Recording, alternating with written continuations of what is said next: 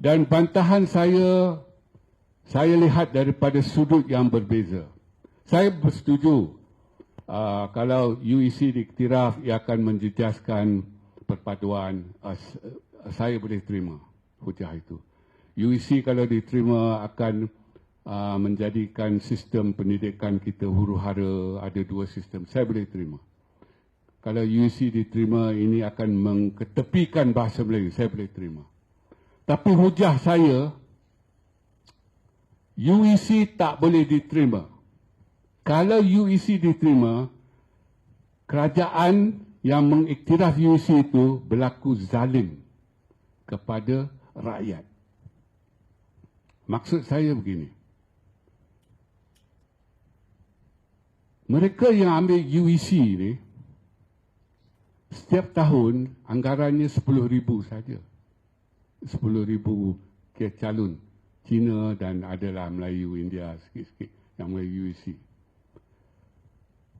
Maksudnya mereka ini mula-mula mereka bersekolah di sekolah jenis kebangsaan Cina. 6 tahun, darjah 1 sampai darjah 6.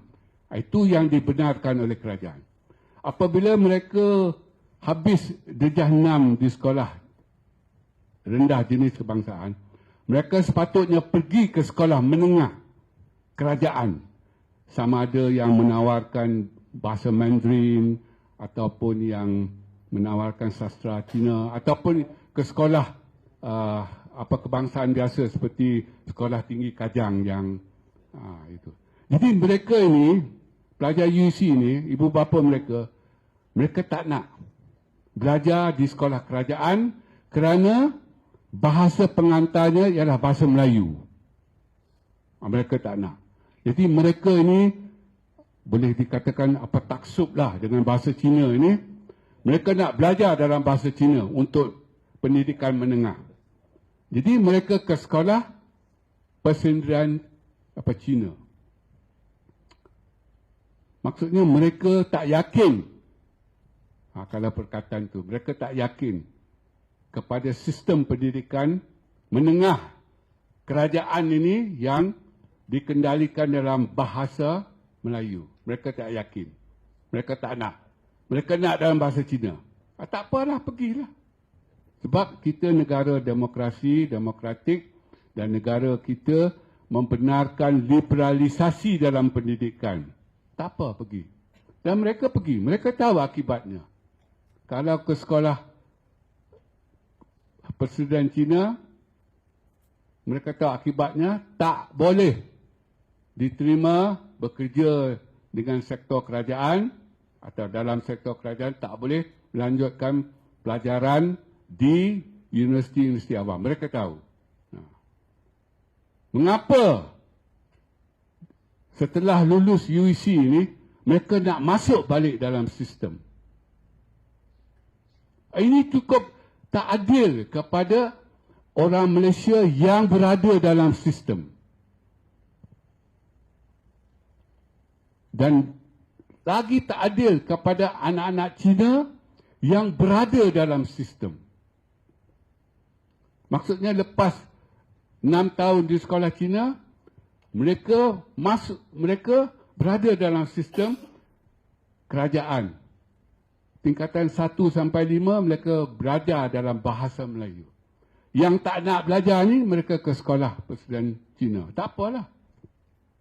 Jadi di penghujung, Dong Zong nak kerajaan iktiraf supaya anak-anak Cina dan juga ada Melayu sedikit ke India sedikit di sekolah Persendirian Cina ini boleh masuk dalam sistem balik, bekerja dengan kerajaan dan juga belajar di IPTA. Cukup tak adil. Ia menzalimi pelajar-pelajar yang berada dalam sistem sepanjang persekolahan mereka. Dan saya pernah berhujah macam ni kepada rombongan Dong Zong di Majlis Profesor Negara. 3 orang ini. Pensyarah dari tiga orang ini, wakil Dong Zong ialah pensyarah dari Universiti Tengku Abdul Rahman. Saya kata rakus sekali. Tamak sekali. Nak untung sepanjang jalan. Jadi ini tak adil kepada anak-anak Cina. Sebab kalau lulusan UEC ni dapat masuk ke IPTA, sebenarnya mereka mengambil tempat anak-anak Cina yang setia pada sistem itu. Sebab universiti masih diamalkan sistem kota. Kalau tidak diamalkan sistem kota, maka kita akan dapati satu-satu fakulti itu akan dipenuhi oleh pelajar daripada satu kaum saja. Sebab ada sistem kota, maka ada Cina, India, Melayu, orang asli dan sebagainya. Saya bertanya kepada wakil Dongzong, rakus sekali engkau orang ni. Mereka tak dapat jawab sampai akhir. Kalau kita kata ini akan menjejaskan bahasa Melayu, mereka ada jawapan. Ini akan menjejaskan perpaduan, mereka ada jawapan. Ini akan menduakan sistem pendidikan, mereka ada jawapan. Ini rakus sekali. Ini mengkhianati anak-anak Malaysia secara amnya yang berada dalam sistem. Setia dalam sistem. Engkau orang tak setia dalam sistem. Kan? Dan saya nak akhiri bahagian saya ni. Pada awal tahun ini,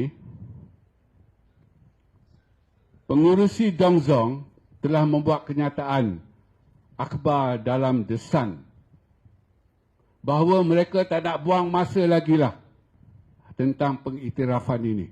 Mereka tahu takkan diiktiraf. Mereka nak gunakan masa ini, mereka nak menjelajah ke seluruh dunia untuk mendapat pengiktirafan UC ini di tempat-tempat lain. Maksudnya mereka dah tahu.